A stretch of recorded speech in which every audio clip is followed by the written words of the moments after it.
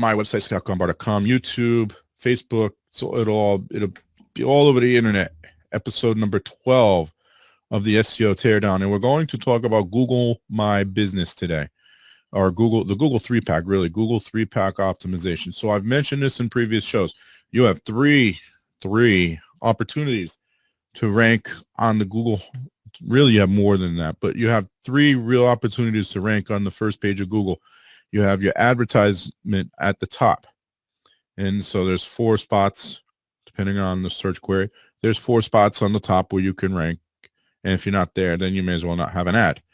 Then you have your Google 3-pack, and that's the map and then 2 or 3 business listings. It is going to get reduced to 2, but right now it's 3.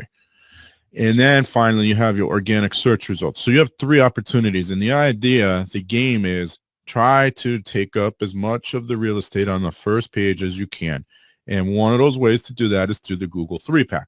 Well, how do I show up in the Google 3-pack? How do I have my business be one of the 3 or eventually one of the 2? The third spot is going to be advertising, from what I understand. Well, so that's what we're going to talk about today. First of all, if you're not on the Google 3-pack and you're a local mom and pop shop or a service area business or a brand, you need Google My Business set up. Now, if you're a brand and you don't have a service area or a local shop, then you're not really concerned with the 3-pack. But you should still have the profile set up.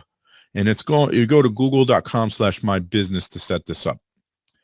And when you get there, if you don't already have an account, you're going to have to create an account. But if you do have an account, you log in and there'll be a little plus sign in the bottom right. Click that. Now, I'm going to warn you guys, Google changes this platform all the time. So what I'm telling you now may not even be relevant tomorrow. But you click on this plus sign to add your business, and you'll have two options. You'll have download locations. You'll have import locations, or you'll have add a location. So in this example, I'm going to add a location. So if you're not managing something with multiple locations, then you're just going to add a single location. And I'm doing this live with you, so I can tell you that this is up to the minute information. And I'm doing this for a business called Meriden Computer Repair. So the business name, I'm doing this for, I already did that one. So I'm going to do Yargueta Construction. So I type the name in, it's going to ask for the business name.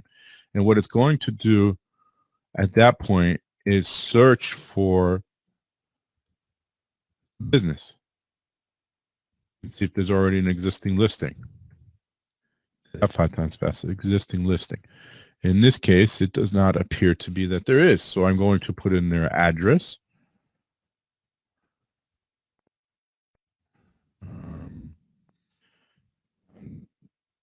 Yeah, I don't remember if it's Coburn Ave or Coburn Street. So let me just Google it. Ave, that's what I thought. Coburn Ave.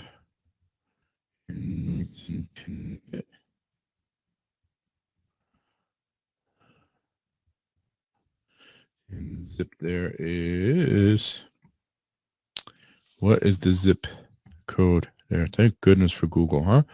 06111. Okay, so I put all this in.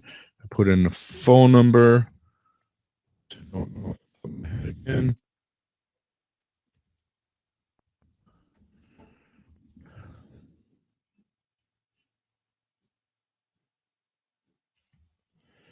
So I'm looking up the phone number. So I put in the business information, the phone number, and in the category, I'm going to, let's see, yes, roofing. They do. Roofing is their primary focus. And get the phone number. And we are good. I deliver goods and services to my customers at their location. So that's a yes. And now it asks what's the circumference for my service area or the business's service. This is not my business. What is this service area mileage? So I put that in, and now it's going to have me send a postcard.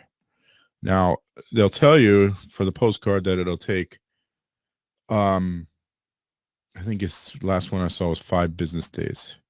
Yep, mail. Oh, now it says 1 to 2 weeks.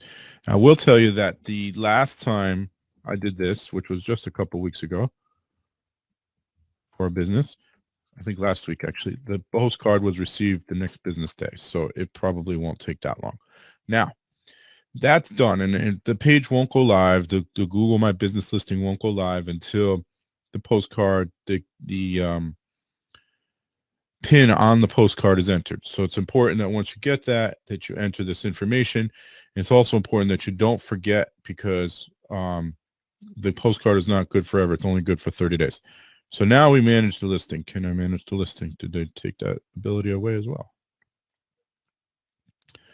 Location. Oh, because it's a service business. So you also have to know not published. We'll do that.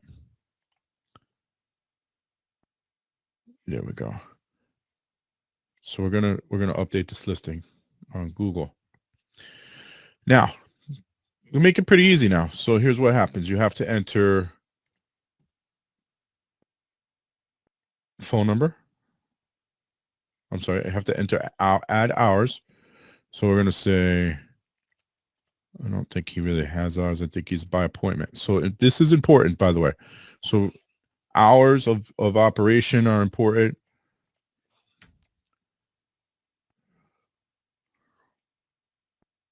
Okay.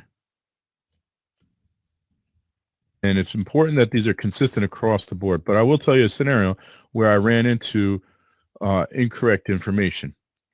And that is last year, right around this time of the year, Christmas time, I always buy cannolis for the family. And I do this on Christmas Eve because otherwise they go bad. They go stale. Okay. I Googled a new business. I normally buy the cannolis at the same place every year, but I Googled a new business, and because I was told they were very good, and the hours of operation for Christmas Eve said they opened at 9 p.m. This is not accurate. Now, I knew better. I said, this can't be right. And I went anyway.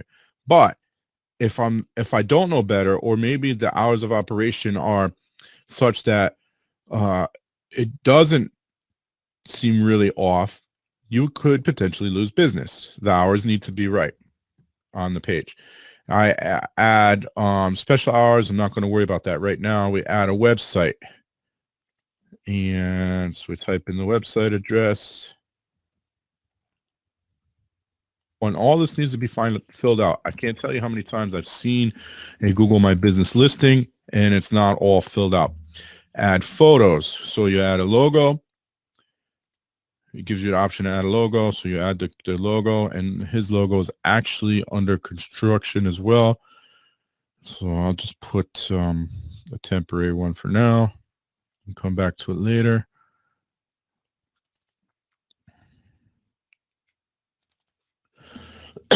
Excuse me. You add a cover photo.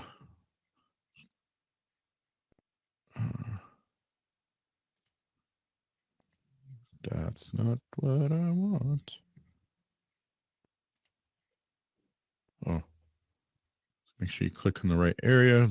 I just clicked on the wrong area. Where's the photo I'm using for now? Here it is. And so people say, well, why do I need a cover photo? Because if you have an incomplete profile, the assumption is the business may not be operating, right? And so you don't want that. You want to have a complete profile. And that includes photos. So there's also the profile photo. So we add, again, the logo. The logo is going to get updated, but we're going to use the one that I'm updating. There's also, so now I can also add other photos at work, team photos, and additional photos, and you can add those as time goes on. But the important ones are the profile, the logo, and the cover photo. So those have been added. The website's been added. Now you have to add a description. I don't know. I think Google may have changed the ability to add a description until the account is verified, and that looks to be the case now. Yeah.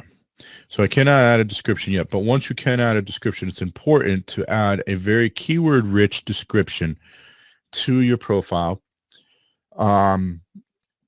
So in other words, if this is a roofing contractor, we're going to add stuff that says roofing and whatever else they do. And we're going to add, a website link and link to other social media and so forth. Once that's done, your profile is done. However, it's not really done. And here's what happens next.